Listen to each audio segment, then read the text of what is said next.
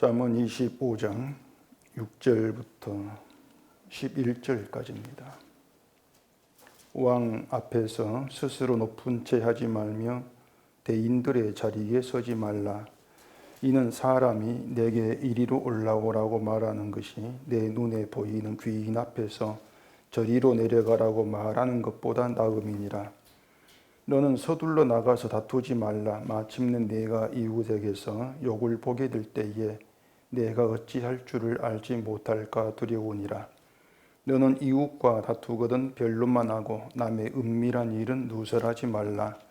듣는 자가 너를 꾸짖을 터이요 또 내게 대한 악평이 내게서 떠나지 아니할까 두려우니라. 경우에 합당한 말은 아로새긴 은쟁반의 금사관이라. 아멘. 기도하겠습니다. 하나님의 말씀이 아니면 이 세상의 실상들, 우리의 본 모습들, 인간됨을 보게 될 수가 없습니다. 오늘 이 시간도 주의 말씀 속에서 내가 어떠한 존재인지 인간됨을 깨달아 알게 하시고 그런 우리에게 행하신 주의 일에 온 마음이 있고 또한 그 주의 일을 높이는 저희가 되게 해주시옵소서. 예수님 이름으로 기도합니다. 아멘. 요한계시록 20장에 보면은 이제 누구든지 생명책에 기록되지 못한 자는 불못에 던져진다 이런 말이 있습니다.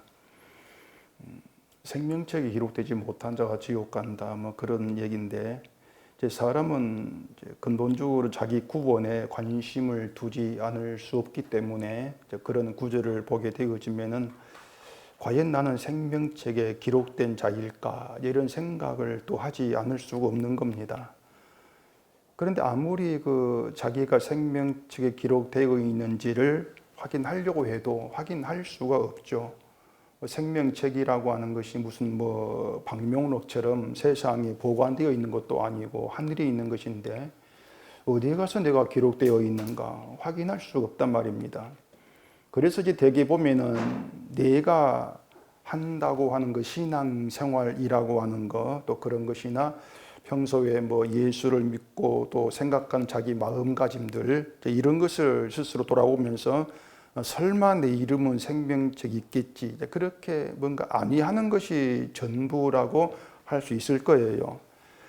만약에 교회 다니는 사람 1000명을 모아놓고 이들 중에서 생명책에 기록될 만한 사람을 찾아보라 이렇게 한다면은 결국 사람들은 기준을 그 사람의 평소 행실 어떻게 살아가는가 이걸 보고 기준 삼을 수밖에 없단 말입니다.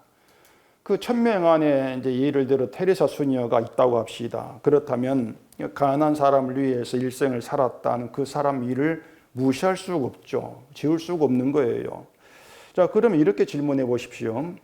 그 테레사 수녀가 천국에 갔다. 그렇다면 그건 그 사람의 의 때문이냐 아니면 주의 의 때문이냐. 이렇게 물으면 전부 기독교인들은 다 주의 의 때문이다. 그렇게 답을 하게 된단 말입니다. 그런데 주의 의 때문에 천국 갔다. 이것이 믿음이라면은 그 테레사 수녀를 생각할 때에 그 사람이 살아온 일생의 의미를 두는 것이 많으냐고 하는 것이죠. 그건 맞지 않죠. 그 사람 일생의 의미를 안 둬야 되죠. 하나님이 생명체에 기록된 사람을 부르시고 성도 되게 하셔서 주의 의를 믿게 하시고 그 믿음으로 천국 가게 하는 것이 맞다. 그렇다면 그 과정에 인간의 일생이라고 하는 것은 들어가지를 않습니다. 분명하죠. 들어가지가 않는 거예요. 그런데 왜 주의 의로 구원받는다, 천국 간다 이렇게 얘기는 하면서 자꾸 인생을 무슨 일을 하면서 어떻게 살아야 하는가에 시선을 두느냐 그 말입니다. 어떻게 사는 게 신자다울까? 왜 그런 생각을 하게 되냔 말이에요. 자, 그렇게 얘기하면 이런 말이 되겠어. 그럼 우리가 뭘 해야 되는가 불편해한 사람이 있단 말입니다. 근데 그런 사람에 대해 예수님이 하신 말씀이 있어요. 부자 청년이 예수님에게 찾아와 가지고 내가 무슨 선한 일을 해야 영생 얻겠습니까? 물었단 말입니다.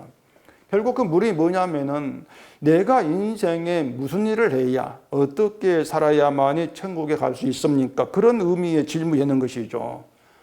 그 사람에게 예수님께서 하신 말씀은 소유를 팔아 가난한 사람에게 주라는 것이었지 않습니까? 네가 인생에서 어떤 일을 하고 또 인생을 잘 살아서 천국 가고 싶다면은, 그래, 그러면은 내 소유를 가난한 사람에게 주라고 하는 거죠. 그래, 이 말씀에서 또 사람들은 또 테레사 수녀 같은 삶을 떠올린단 말입니다. 소유를 팔아서 가난한 사람에게 준 인생이 바로 그런 분의 인생이지 않느냐, 그런 생각을 하게 되는 것이죠. 그런데도 그렇게 생각을 하게 되어지면은, 그러면은 소유를 팔지 못한 사람은 영생 얻지 못한다, 그런 뜻이 된단 말이에요. 그러면 결국 천국은 그 수녀와 같은 그런 삶을 산 사람만 들어가는 그런 나라로 굳어지게 되어지지 않겠습니까?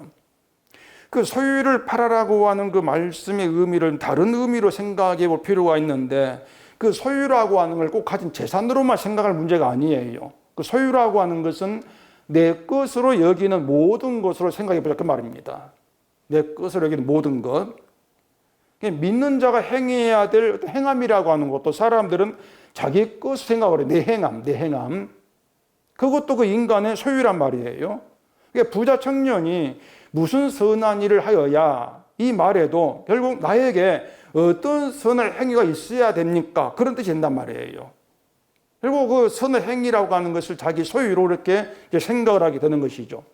내가 선한 일을 하면 그 행위는 내 것이다, 그런 생각이란 말입니다. 그러니까 사람들이 다 그렇게 생각을 하고 있는 거예요. 인생을 잘 살면 그 인생은 내 인생, 그렇지 않습니까? 잘 사는 인생은 내 인생이다. 빛과 소금이 되자는 것도 그런 의도에서 벗어나지를 못해요. 빛과 소금을 잘 살아보자. 그럼 그 인생이 내 인생이 되어가지고 그 인생이 되기 위해서 어떤 하나님이 거기에 가치를 평가하면서 천국 보내고, 그렇게 생각을 끌어간단 말입니다. 그렇게 봤을 때에 소유를 다 팔아, 이 말씀의 의미가 뭐냐면은 내 것이 없는 자, 그 뜻이에요.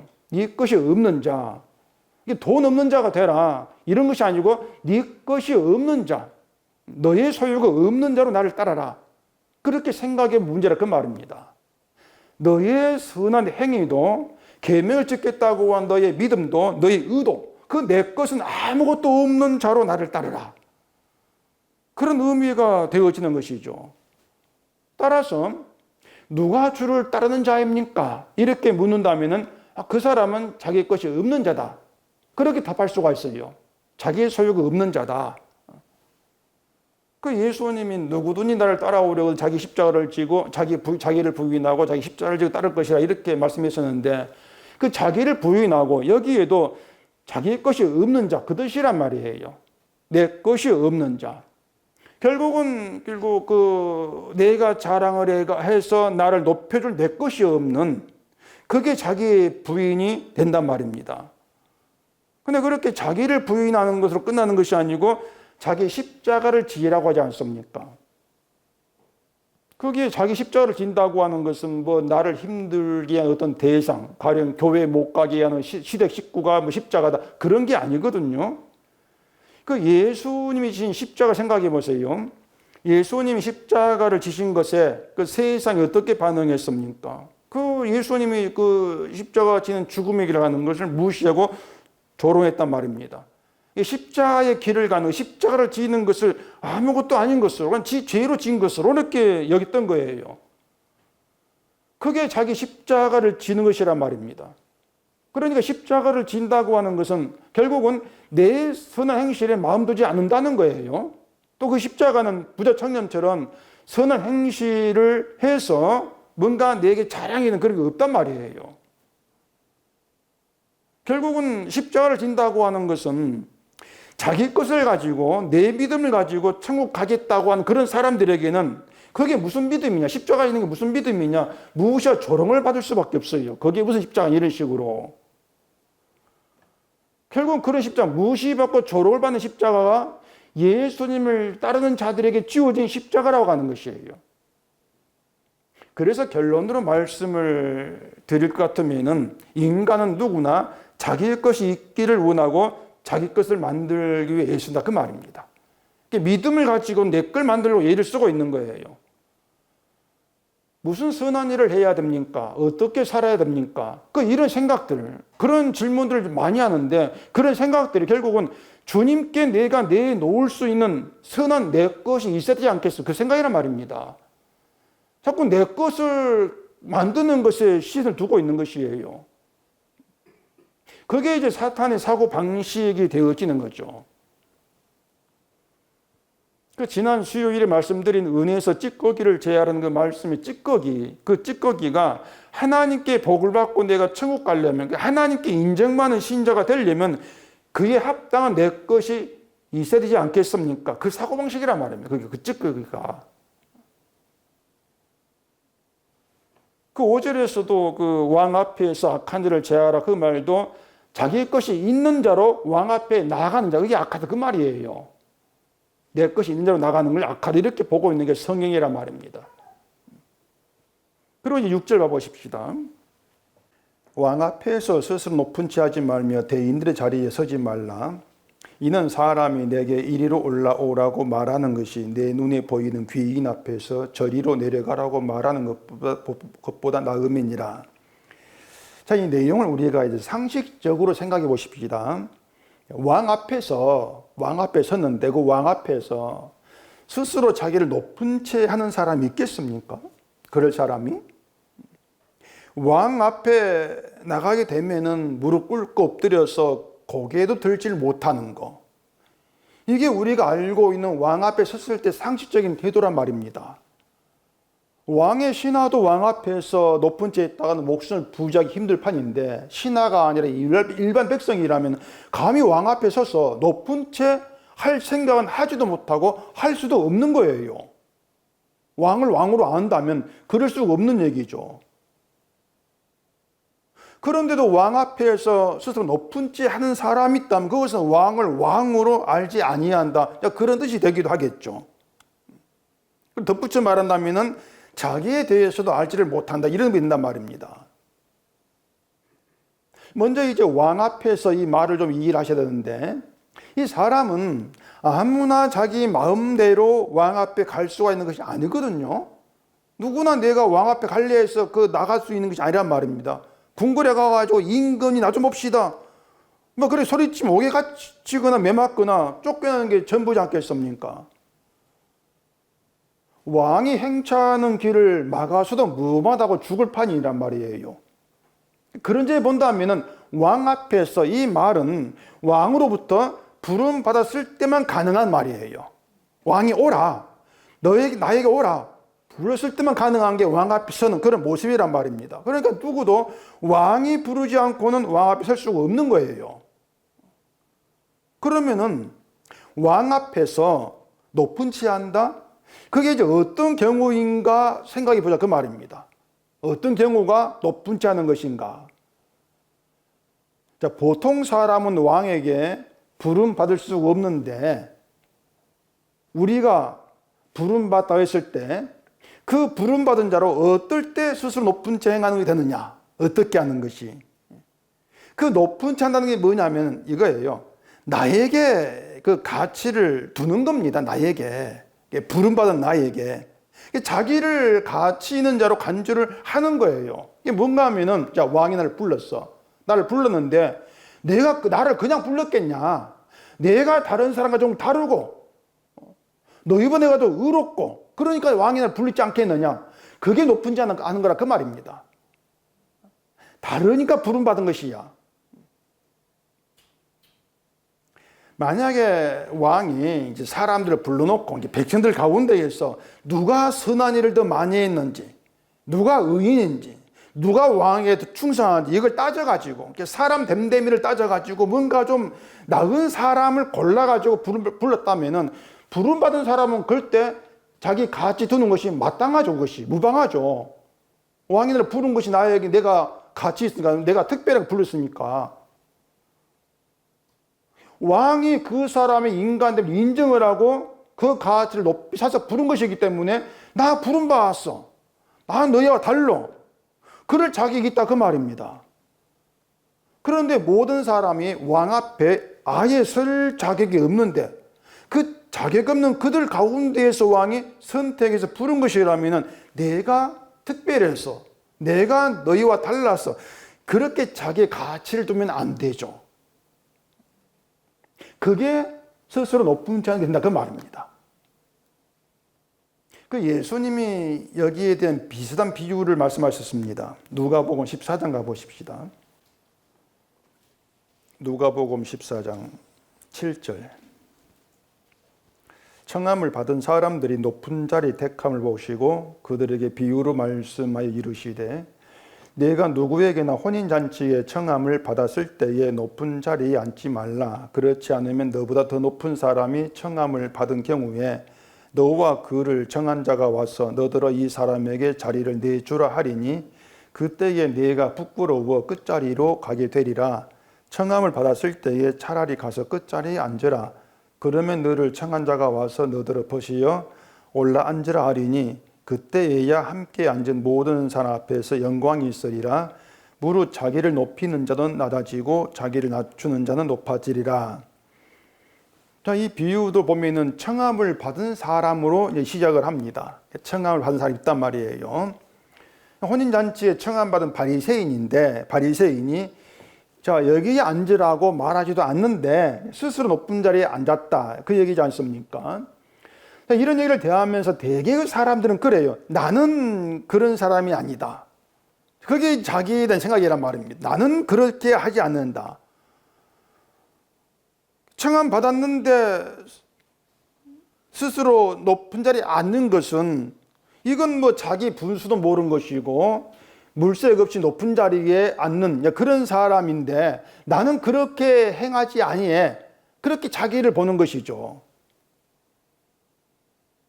자, 결혼식에 갔는데 거기에 뭐 장관, 재벌, 국회의원들이 몽땅 이제 손님으로 왔다고 해보십시다.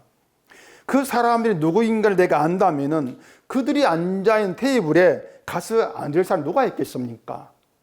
그 자리에 못 가죠. 자기 신분, 내 위치를 생각한다면은 조용히 그냥 구석자리에 앉아있는 것이 일반적인 처신이라고 할 수 있단 말입니다. 그러면 이걸 이렇게 생각해 보세요.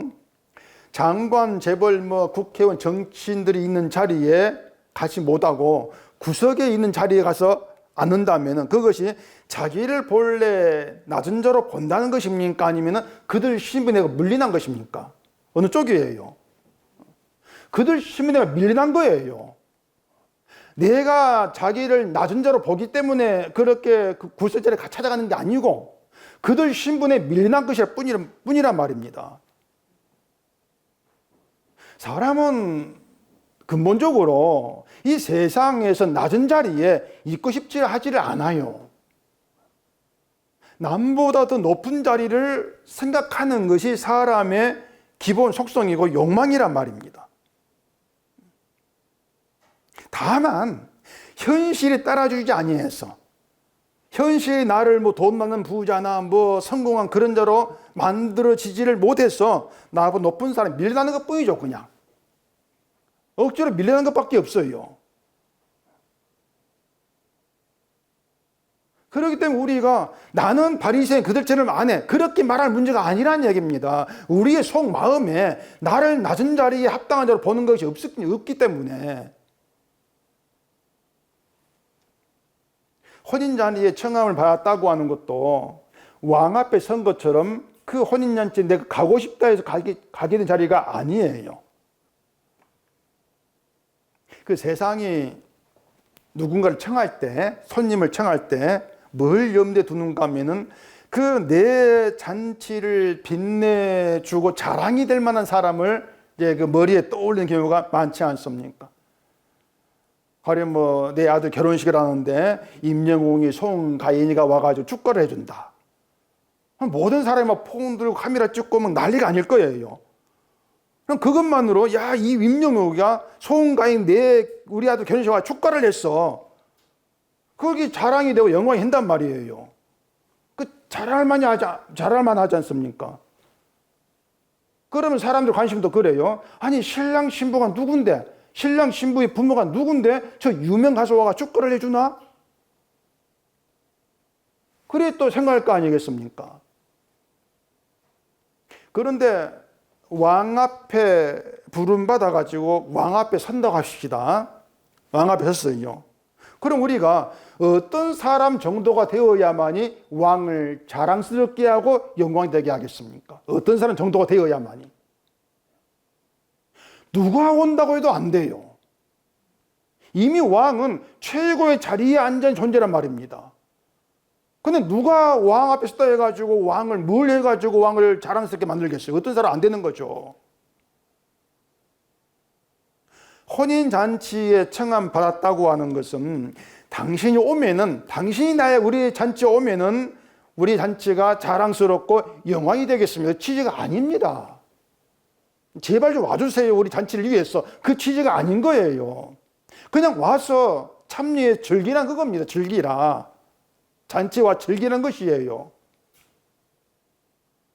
그러면 청함을 받은 사람에게 필요한 자세가 뭔가 하면은 내가 누구인가를 생각 안 하는 겁니다. 나를 청한 것 보니까 날 대단하게 생각하네. 그렇게 자기를 생각 안 하는 게 그 바른 자세란 말이에요. 뭐 당신 믿음이 좋고 신앙생활을 바르게 열심히 잘해 특별히 챙겼습니다. 이런 청함이 아니니까. 그런 게 아니니까 자기를 생각하면 안 된단 말입니다. 그런데 높은 자리에 앉았다고 하는 것은 자기를 생각한다는 것이죠. 내가 특별해서 청함 받은 것, 그리 생각을 하고 높은 자리에 스스로 앉음으로 인해서 내가 특별하다, 다르다 이걸 보이겠다고 하는 것이에요. 그래서 사람들은 그래요. 생명체에 기록되었다고 하는 것도 뭔가 남들보다 낫고 특별해야 되는 것도 안단 말입니다. 그게 스스로 높은 채 하는 거예요. 그것이. 그래서 기독교인들이 벗어나지 못한 교만, 고민도 결국은 자기에 대한 것입니다. 거의가 다. 믿음 받았고 신자 되었으니 더 나은 사람이 되어야 되지 않겠느냐. 이제 그런 고민들인데, 다시 말하지만 혼인잔치에 청함 받았다. 그렇게 생각해 보자는 것입니다. 내가 당신 청했으니까 내 잔치에 와가지고 더 훌륭하고 나은 사람이 돼주세요. 그런 뜻으로 청했겠냐고 하는 거예요. 그런 청함 없단 말입니다. 그냥 잔치에 와가지고 함께 기쁘하고 즐기라고 하는 것이지, 뭔가 잔치에 와서 선을 행하는 뭔가 더 나은 사람의 내 손님이 되라. 그거 없단 말입니다. 그렇게 오면 기독교인들이 뭔가 하면 천국을 가고 싶어 하는데 천국이 어떤 나라인지를 생각지를 않습니다. 그냥 자기가 알고 있는 그 생각대로 그 천국에 맞는 사람이 돼야 된다. 그 천국에 맞는 사람은 선한 사람이야. 선한 일을 하는 사람이야. 그런 생각들인데, 그런 그 생각들이 천국이 아니라고 하는 것을 몰라요. 근데 그런 천국 없습니다. 분명히 천국은 청함받은 사람이 가는 나라 이렇게 본다면 지금까지 말씀드린 것처럼 특별해서 달라서 청한 것이 없단 것이에요. 그런 점들을 놓치게 되어지면 결국 우리는 늘 천국 아닌 천국만 자꾸 생각하면서 엉뚱한 길로 가는 결과를 초래할 수밖에 없는 것이에요. 그래서 사람은 결국 그런 가운데에 자꾸 자기에게서 벗어나지를 못한단 말입니다. 요한계시록 19장 한번 찾아보십시다. 요한계시록 19장 9절입니다. 천사가 내게 말하기를 기록하라. 어린 양의 혼인잔치에 청함을 받은 자들은 복이 있도다 하고, 또 내게 말하되 이것은 하나님의 참되신 말씀이라 하기로. 그렇게 분명히 모슬바가 얘기를 한단 말입니다. 자, 혼인잔치에 청해놓고 청함을 받은 너는 복이 있다 이렇게 말씀하신다는데, 근데 우리는 이런 복을 사실 원한 적이 없어요. 청함 받았다는 것으로 끝나는 것이 아니고, 자, 청함 받았으니까 그 잔치에 가서 뭔가 받기를 원한단 말입니다. 그렇게 내가 뭔가 좀 복을 받았다 느낄 수 있는 거, 실감할 수 있는 거, 이걸 받았을 때에 우린 그걸 복이라 그렇게 말하고 있지 않습니까? 왕 앞에 선다고 하는 것도 왕의 부름 받았기 때문에 섰다. 그리고 왕에게 부름 받은 거, 왕 앞에 선 것 자체가 복의 영광이에요. 그 자체 영광이란 말입니다. 왕이 불러주지 않으면 갈 수 없는 자리, 그런 점에서 부름 받은 자체가 영광이, 옛날 같으면 가문의 영광이라 그러지 않겠습니까? 근데 만약에 아니 왕이 불러갔더니 아무것도 안 주고 그냥 보내더라, 사위만 쏘고 괜히 갔다, 이렇게 나온다면 그게 악함이 되겠죠. 그것이 그게 악한 것 아니겠습니까? 영광들 모르는 것이죠. 자꾸 뭔가 받아야만이 같다는 어떤 실감 느끼고 받는 걸 가지고 왕을 만나고 하는 그 복을 누리려고 하는 거. 이런 것들이 기독교인의 사고방식으로 박혀 있는 거예요. 자, 성도라고 하는 것도요, 우리가 스스로 되겠다고 해서 되는 것은 없습니다. 하나님께서 택하시고 불러줘야 되는 것이 성도라면은 성도로 부름받은 게 복이 돼요. 그러면, 아니, 하나님 나를 성도로 불러놓고 뭐 안 줍니까? 그런 생각이 결국 성령 받지 않은 거죠. 부름받은 영광을 무시하는 것 아니겠습니까? 그래서 예수님이 하신 말씀이 청함 받았을 때에 차라리 가서 끝자리에 앉으라 이렇게 말씀하는 것이에요. 여기서 문제가 뭐냐면은 끝자리에 앉으란다고 해서 순수한 우리가 끝자리에 가서 앉을 자가 아니란 말입니다. 너 끝자리에 가. 아니 왜 네가 끝자리입니까? 우리 항의할 자, 우리는 그렇게 항의할 사람이지 저 끝자리 내 자리입니다. 그렇게 갈 사람이 못 돼요. 다시 말해서 혼인잔치에 청함 받았다고 해서 그것으로 난 천국 간다. 그렇게 끝날 문제가 아니란 것입니다. 잔치에 청함 받았는데 그 잔치에 가서 자기를 특별하다 생각을 하고 높은 자리에 앉으려는 그 본성. 끝자리에 앉으라니까 왜 내가 끝자리입니까? 항의하고 있는 그 본성. 그게 그 잔치자리에 드러난단 말이에요. 잘 생각해 보세요. 잔치에 부름받지 아니했으면은 그 끝자리에 가기를 싫어하는 내 본성이 안 드러납니다. 그걸 몰라요. 근데 잔치에 청해서 그 잔치에 가고 나니까 그 잔치 자리에서 끝자리에 앉아라. 왜 끝자리입니까? 그걸 싫어하는 내 본성이 드러나더란 얘기예요. 그 본성을 통해서 내가 진노받을 자라는 것을 알게 되는 거죠. 그게 자기를 낮추는 거예요. 자기를 낮춘다고 하는 것은 결국은 청함받아서 혼인잔치에 대해서 있을 일이라 그 말입니다. 그러니까 그런 낮아짐이라고 하는 것은 어린 양의 혼인잔치에 청함받지 않으면 알 수가 없어요. 이런 이유로 청함받은 자가 복이 있다 이렇게 말을 한단 말입니다. 그러니까 청함받은 자가 복이 있다는 것은 너 청함받았지 천국가 그게 복이야 그 문제가 아니고요. 그 청함받은 그 혼인잔치 자리에 가가지고 어린 양이 잔치에 들어가니 거기에서 끝자락을 싫어하는 낮아지기를 싫어하는 그런 내가 진노받을 자구나 그렇게 낮아져 버리는 낮아지게 하는 그게 너게 복이 있는 거야. 그 의미가 되는 거예요.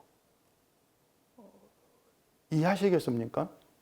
그 잔치에 가지를 못했으면은 사람은 자기가 죄를 모릅니다. 어떤 죄냐면은 높은 죄 하려는 자기 죄를 몰라요.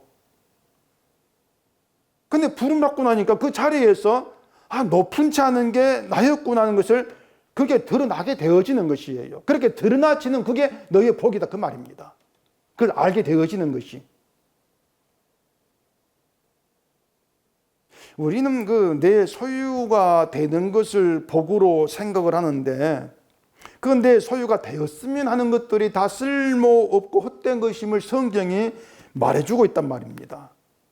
선한 행실이라고 하는 것도 헛된 것을 드러내는 것이 십자가란 말이에요. 그래서 이 사람은 십자가를 모르면은 예수님의 그 자리에 청함받지를 못하면은 자기 착각에서 깨어나지를 못해요. 그러니 부름받았다. 예수 안에 부름받았다. 그 자체가 뭐냐면은 착각에서 깨어나는 그 자리로 우리를 이끌으셨다. 그 말입니다. 그럼 주의 일은 나에 대한 착각에서 깨어나게 하는 게 주의 일이 되시겠죠. 그렇게 부름받아서 자기에 대한 착각이 깨어난다면은 내가 있던 자리가 내가 믿음으로 산다했던 자리가 화려한 것이 아니고 화려한 믿음이 아니고 쓰레기 더미였구나 이걸 알아요. 쓰레기 더미였구나. 그게 깨어나는 거예요. 그래 성도라고 하는 것은요, 말씀을 실천하는 그런 사람이 아니고 내 속에서 주의 말씀이 살아서 일하고 계시구나, 이걸 느끼는 사람이 성도입니다. 말씀이 살아 내 안에 일하고 있구나. 낮은 자리로 데려가서 높은 자리에 주가 계심을 알게 하고, 그 주께서 나를 주가 계신 의의 자리, 높은 자리로 끌어올리심을 감사하는 거예요.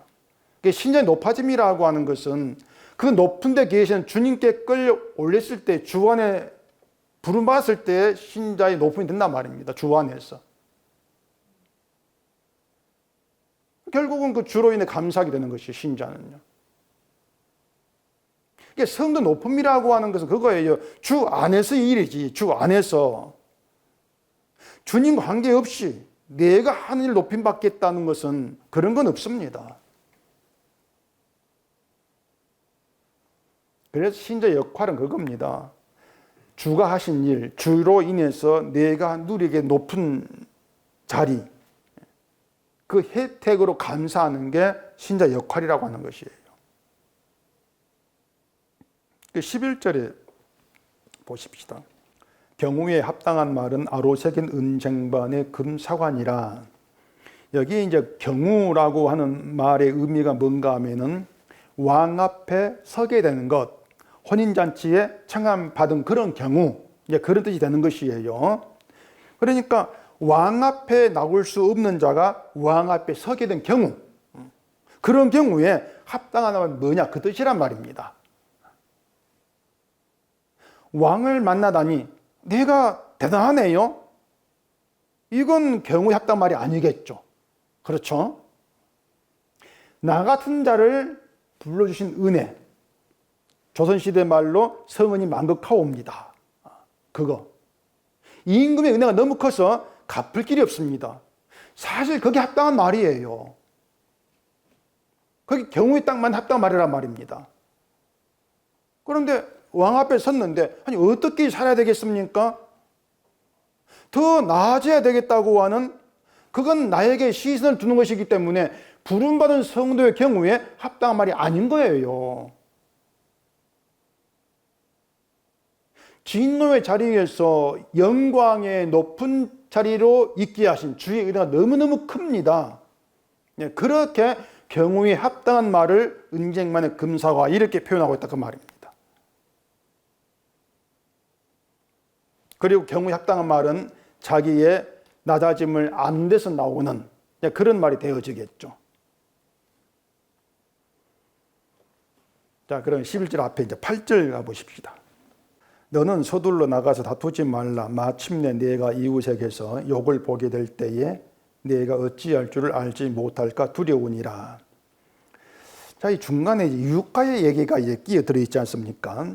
여기서 서둘러 나간다, 급하게 나간다는 얘기예요. 서둘러 나가서 이웃과 다툰다. 이게 뭔가 하면은 쉽게 말해서 내가 옳다고 자신한단 말입니다. 이웃과 다툰다고 얘기는 누가 옳으냐, 그 다툼이에요. 누가 옳으냐, 네가 못했다고 내가 잘했다, 그 다툼이란 말인데, 서둘러 나간다는 것은 무조건 자기 잘못한 거예요.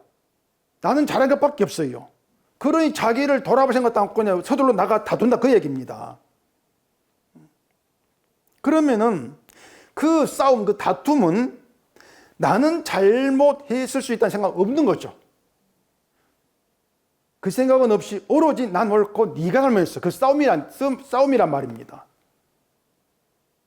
그런데 그렇게 나가 다투는데 이웃에게 욕을 본다는 얘기죠. 욕을 본다는 얘기는 부끄러움을 당한다, 그 뜻인데, 나는 내가 옳다고 나가서 다퉜는데 실상은 내가 잘못한 대로 드러나게 된다, 그 말입니다. 아, 내가 잘못했구나. 그럴 때는 어떻게 할래? 그거예요. 근데 어떻게 할래? 이게 무슨 말이냐면, 사람의 문제가 뭔가 하면 늘 난 옳다라고 한 자기 착각입니다. 그게 문제예요. 자, 보세요. 성경은요, 한 번이라도 인간의 옳음을 인정한 적이 없습니다. 그런 말씀이 성경에 들어있지를 않아요. 의인은 하나도 없다, 선을 행하는 자도 없다. 이게 성경입니다. 그래, 아무도 옳은 자가 없어요. 그 성경에 어떤 인물도 난 선하게 살았습니다. 스스로 주장한다 할지라도 성경은 선하다고 인정하지 않아요. 결국은 자기 착각이죠. 그렇기 때문에 성경 앞에서 난 바르다, 난 옳다, 난 신앙을 제대로 하고 있어, 그런 생각이 있으면 안 되는 것이고, 옳은 자 되려고 해도 안 되지 않습니까? 그런데 성경 보면서 이 말씀을 실천해 가지고 내가 믿음 바르고 옳은 자가 되보겠다고 한다면은 그건 자기의 인간됨을 생각하지 않고 하나님 말씀을 다투는 게 되는 것이에요. 성경은 우리에게, 부름받은 자에게 뭔가 나은 사람이 되란 적도 없고요, 선해지라는 것도 없고요, 바르게 살라는 것도 없는데, 근데 말씀 보면서 내가 이 말 실천해가지고 바른 자 되보겠습니다, 그렇게 나오는 것이 말씀과 다투는 거죠. 결국은 말씀대로 살겠습니다, 그것이 말씀과 다투는 것이 되는 거예요.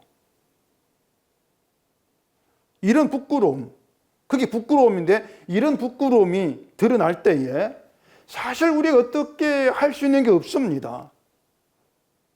그냥 성경을 통해서 내가 옳다고 여기했는데 내가 부끄러운 자가 드러나게 되어지면은 내가 나를 알지 못하고 아무것도 모르고 설치됐구나, 그런 생각을 할 뿐이지 사실 유구무원일 수밖에 없어요. 사실은요, 할 말이 없는 거죠.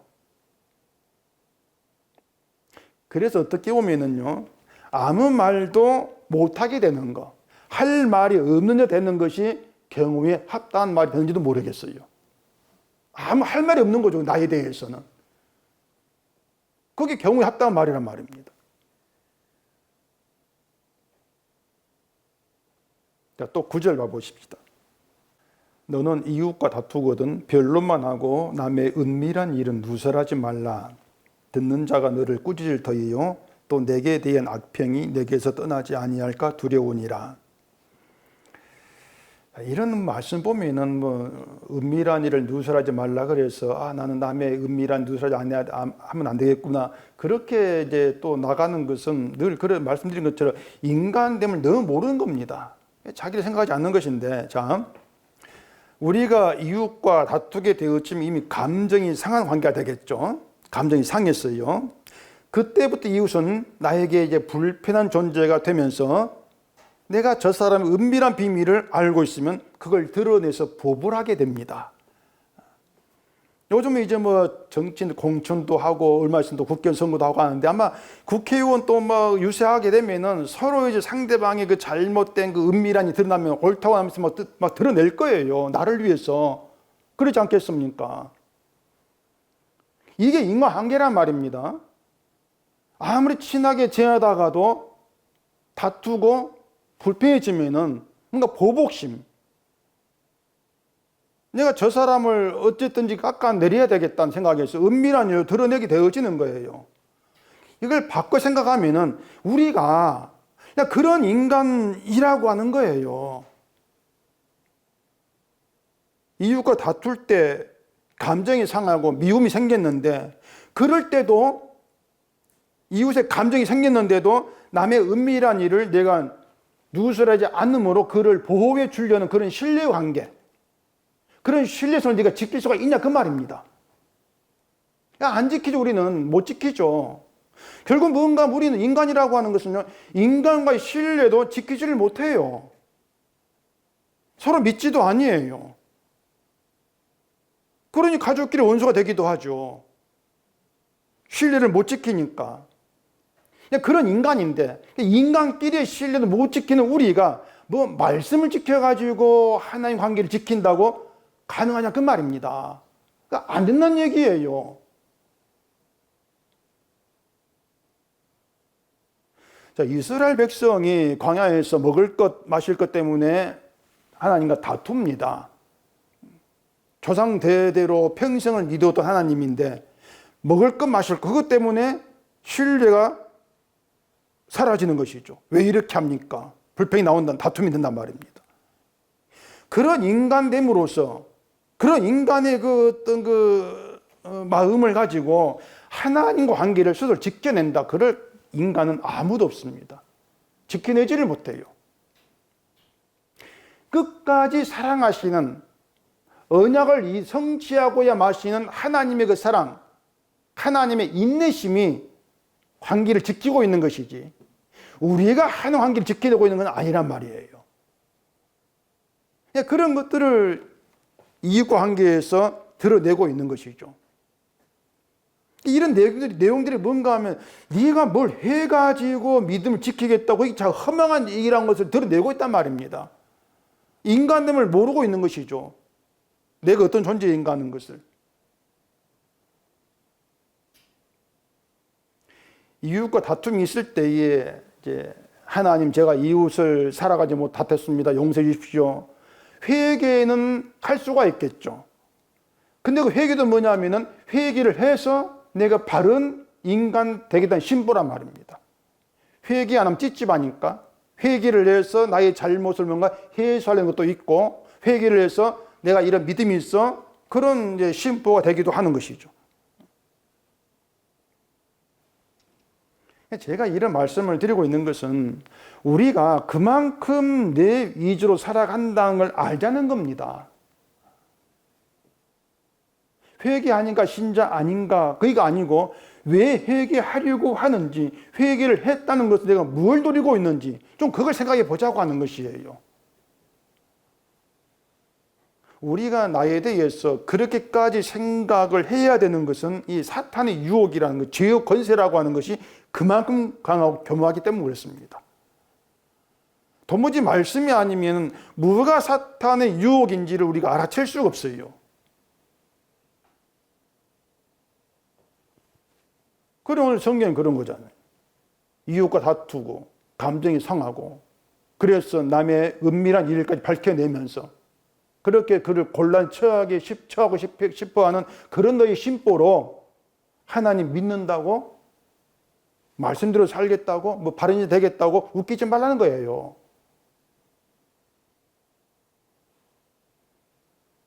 이런 성경의 말씀이 뭐냐면은 남의 은밀한 일을 누설하는 말을 듣는 자의 꾸지란 말입니다. 그러니까 우리가 남의 은밀한 일을 누설하는 그런 자로 말씀 앞에 나왔을 때 이 말씀이 나를 꾸지르면 되는 것이에요. 나의 마음에 있는 것, 내 생각, 나의 모든 것을 말씀이 듣고 알고 꾸짖고 있는 것이죠. 그러니 우리가 성경 본다는 꾸지람 듣는 것입니다. 아버지 앞에 꾸지람 받는다. 그런 자세가 돼야 되죠. 그리고 그런 나에게 늘 내 위주로 살아가는 나에게 어울리는 그 악평이 있는데 바리새인들에게 하신 독사의 새끼들아 이게 예수님 악평 아닙니까? 악평. 정말 악평이죠. 악평. 결국 인간은 그래요. 인간은 악평을 떠나지 않을 자가 맞아요. 악평이 어울리는 게 우리란 말이랍니다. 우리는 그 독사의 새끼, 진놈의 자식, 저주받을 자, 화 있을 자 이런 악평이 어울리는 그런 존재들이지 뭐 마음이 선하다, 믿음이 있다, 천국 갈 만하다 이런 말은 어울리지가 않는 거예요. 그러니 남에게 좋은 평가 듣겠다고 뭔가를 하고 있는 그것들이 뭔가 하면은 높은 자 하려는 그 인간 심보에 나오는 그런 모습들이 아닐 수가 없다는 얘기죠. 참 믿음 좋습니다. 그건 우리에게 어울리는 합당한 말이 결코 아닙니다.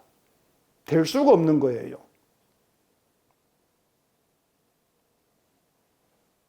우리가 이 성경을 본다. 그 의미가 뭔가 하면요. 기존의 내 생각에서 빠져나온다. 그런 뜻이 있습니다. 성경 본다고 하는 것은. 왜냐하면 성경이 말씀하고 있는 것은 우리가 알고 있는 것과 다른 내용들이에요. 성경은 우리가 알고 있는 하나님도 하나님이 아니다. 예수도 예수가 아니다. 믿음도 믿음이 아니다. 모든 것이 우리가 알고 있던 것과 다른 내용이지 않습니까? 그게 성경이지 않습니까?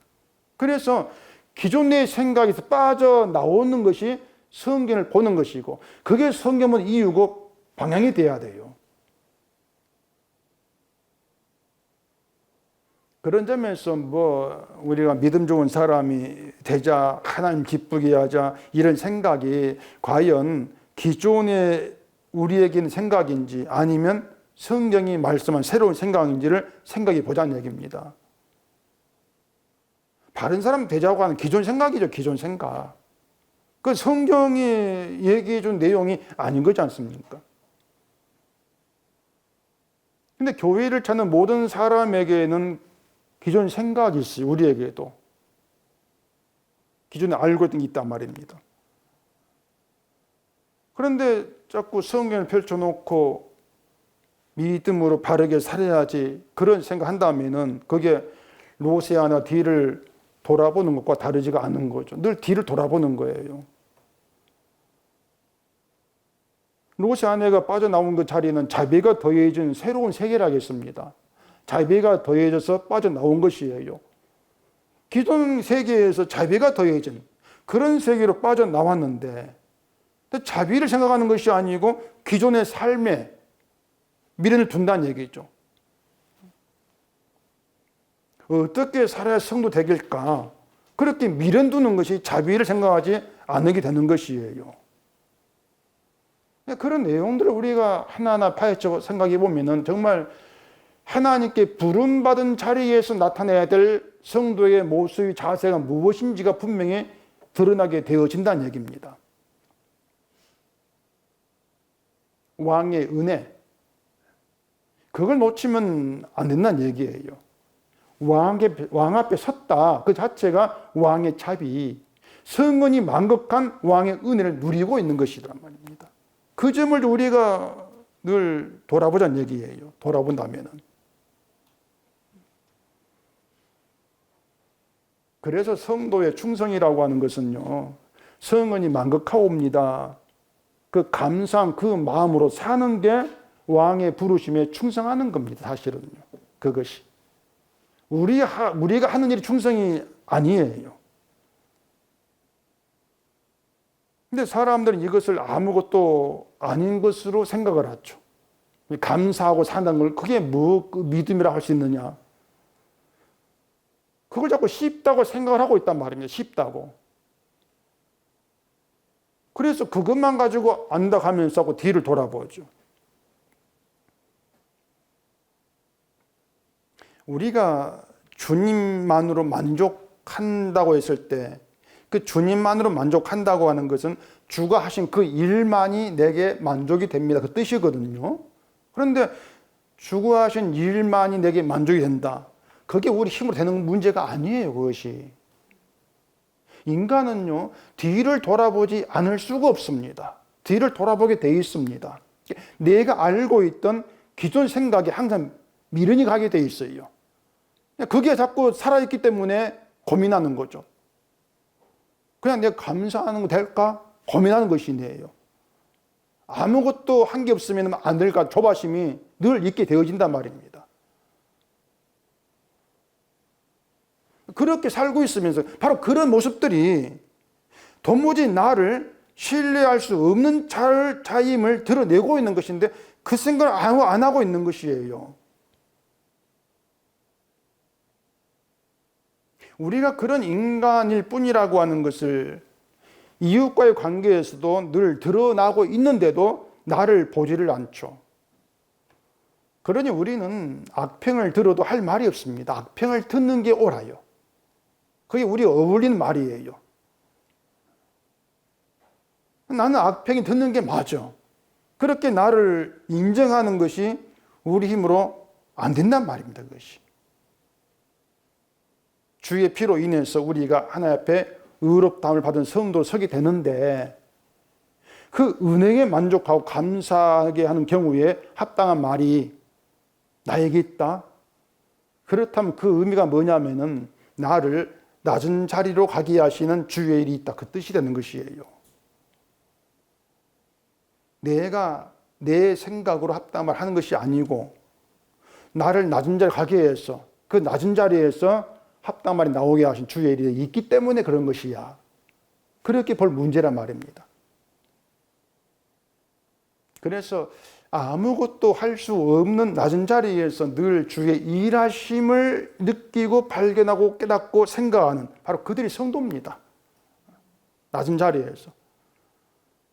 그 낮은 자리로 끌려가고 있는 것은 결국은 악평이 내게 맞는 것이구나. 자기를 보게 되는 것밖에 없는 것이죠. 그래서 우리를 성도로 부르셨다. 그 얘기는요, 아까도 얘기했지만은 성도로 불렀으니까 천국 가겠죠. 그게 전혀 아니고요. 성도로 불러놓고 하시는 일이 내가 어떠한 자인가를 보게 하시는 거예요. 알게 하시는 거예요. 깨닫게 하시는 거예요. 그렇게 해서 나를 신뢰할 수 없는 자로 알게 하시고, 그런 내가 주 앞에 부름 받은 것 자체가 그 은혜임을 고백하는 자로 만들어 내시는 거죠. 그 모든 일이 주의 부르심 속에서 이루어지는 주의 일이 되어진단 말입니다. 그러니 우리가 어떤 그 주의 일을 느끼려면은 자꾸 내가 뭘 할까 이걸 생각하면 안 돼요. 주가 하심으로 인해서 나에게 있게 된 일이 뭘까? 거기에 시선을 둬야 되죠. 말씀이 성령으로 내 안에 오셔서 내 안에 일하심으로써 경우에 합당한 말이 있게 한다. 그걸 느끼고 살아가는 것, 그게 이제 성도로 사실 사는 겁니다. 그래서 우리가 성경을 보면서 내가 어떠한 자인가를 부지런히 알아가야 되는 것이죠. 안다는 것으로 안 돼요. 늘 우리가 살아가는 삶 속에서 사람을 대하는 그런 관계 속에서도 난 주를 믿을 자가 못 돼. 늘 그 실감이 돼야 되죠. 그럴 때 나를 낮아지게 하시면서 결국은 주의 은혜에만 온 마음을 두게 하신 주의 일, 그게 우리의 마음에 들어오게 되어지는 거예요. 그럴 때 감사가 되고 주를 찬송하게 되어지는 것이죠.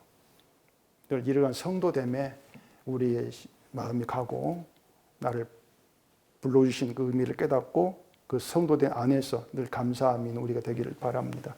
기도하겠습니다. 우리 아버지 하나님, 우리가 말씀을 펴놓지 않고 나를 보게 되어지면은 늘 나의 바른 것, 옳은 것을 보게 되어집니다.